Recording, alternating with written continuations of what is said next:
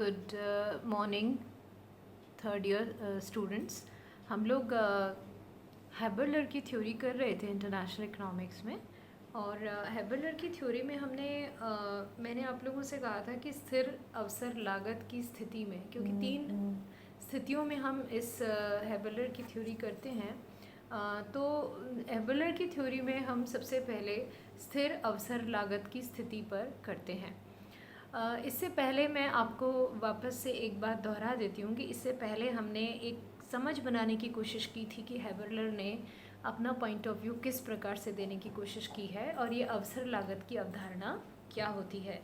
और अवसर लागत की अवधारणा को मैंने आप लोगों से ये आग्रह किया था कि आप लोग इसको अच्छे से समझ लें, क्योंकि अवसर लागत का जो सिद्धांत है वो उसका कॉन्सेप्ट हमें अच्छे से क्लियर होना चाहिए। तो अब आगे हम बढ़ते हैं, स्थिर अवसर लागत की स्थिति करते हैं।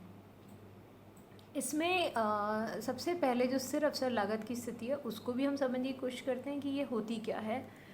स्थिर अवसर लागत की स्थिति में उत्पादन में स्थिर अवसर लागत की स्थिति में सीमांत प्रतिस्थापन दर जो होती है वह हमेशा से स्थिर रहती है, सदैव स्थिर रहेगी। वो किसी भी पोजीशन में हो, x और y के बीच में, x और y अगर दो वस्तुएं हैं तो उनके बीच में सीमांत प्रतिस्थापन दर बिल्कुल एकदम स्थिर रहेगी। तो दूसरे शब्दों में हम कह सकते हैं किसी वस्तु की एक अतिरिक्त इकाई का उत्पादन करने के लिए दूसरी वस्तु की जो त्याग की गई मात्रा है वो हमेशा सदैव वो इसमें स्थिर रहेगी। इस स्थिति में उत्पादन संभावना वक्र जो होता है वो एकदम एक सीधी रेखा बनता है। अमूमन हमने उत्पादन संभावना वक्र जो है वो एक कर्वेचर, और वो भी हमने कॉन्केव टू द ओरिजिन उसमें देखा हुआ है ना। जो आपने देखा होगा कॉन्वेक्स टू द ओरिजिन और कॉन्केव टू द ओरिजिन जो होते हैं उन्नतोदर और अवनतोदर, तो हमने हमेशा अवनतोदर ही उसका आकार देखा है। तो स्थिर अवसर लागत की स्थिति में हम एक टेबल के द्वारा आपको समझाते हैं कि जैसे उत्पादन के दो जो संयोग हैं, संयोग यानी दो वस्तुओं के, x और y वस्तु के, ठीक है। तो उत्पादन के संयोग A B C D E F दे रखे हैं, देखिए आप। दूसरे कॉलम में दे रखा है x वस्तु, और तीसरे कॉलम में दे रखा है y वस्तु, और चौथे कॉलम में दे रखा है सीमांत प्रतिस्थापन दर।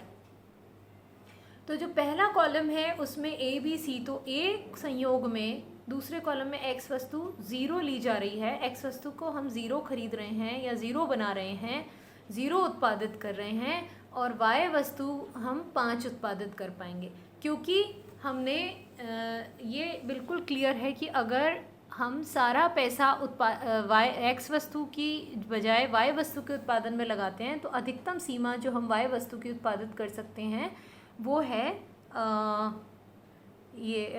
5, ठीक है। इसी प्रकार से अगर हम आगे इसमें देखते हैं कि इसमें नेक्स्ट कॉलम, नेक्स्ट संयोग में देखते हैं, उत्पादन संयोग में B में, तो B में एक अगर हम उत्पादित कर रहे हैं x वस्तु तो y हम 4 उत्पादित कर पा रहे हैं, तो हमने एक y वस्तु की का उत्पादन हमने कम कर दिया। इसी प्रकार C संयोग में अगर हम आते हैं तो हम देखते हैं कि हम x वस्तु जो है वो हम 2 बना पा रहे हैं और y वस्तु हम 3 बना पा रहे हैं। तो इसका मतलब हमने 5 से 3, यानी पहले हम 5 बना पा रहे थे, हम 3 बना पा रहे हैं y वस्तु को। तो हमने क्या किया, y वस्तु को फिर त्याग दिया x वस्तु की संख्या बढ़ाने के लिए, राइट। तो अब आप देखिए नेक्स्ट इसमें D कॉलम में देखिए कि x वस्तु हम 3 बना रहे हैं, तो हमें y वस्तु अब हम 2 बना रहे हैं। और फिर हम E कॉलम में आते हैं, E वाले संयोग में आते हैं, कॉम्बिनेशन में आते हैं, तो हम 4 x बना पा रहे हैं और 1 हम y बना पा रहे हैं। और उसके बाद अगर हम F में आते हैं तो आप देखिए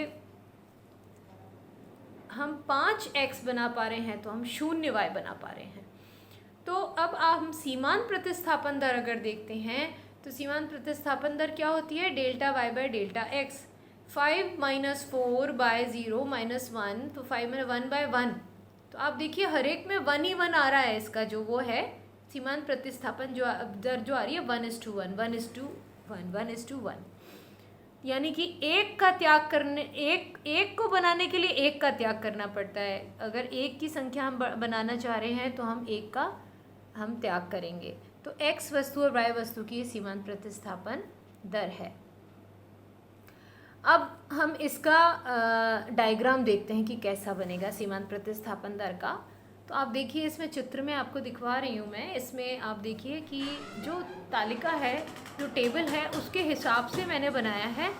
तो इसमें आप देखिए कि पूरी सीधी रेखा है और सीधी रेखा में delta Y by delta X के हमने ड्रॉ कर रखे हैं और उसमें हम ये एक सीधी रेखा में आप आराम से देख सकते हैं कि 1:1 का कॉलम में ये पूरे तैयार हो गया है। तो आप इसमें देखिए एक्स अक्ष और वाई अक्ष बना रखा है। एक्स अक्ष पे एक्स वस्तु ले रखी है, वाई अक्ष पे वाई वस्तु ले रखी है और उत्पादन के विभिन्न जो A B C D E E F जो वो हैं संयोग हैं वो हमने ले रखे हैं।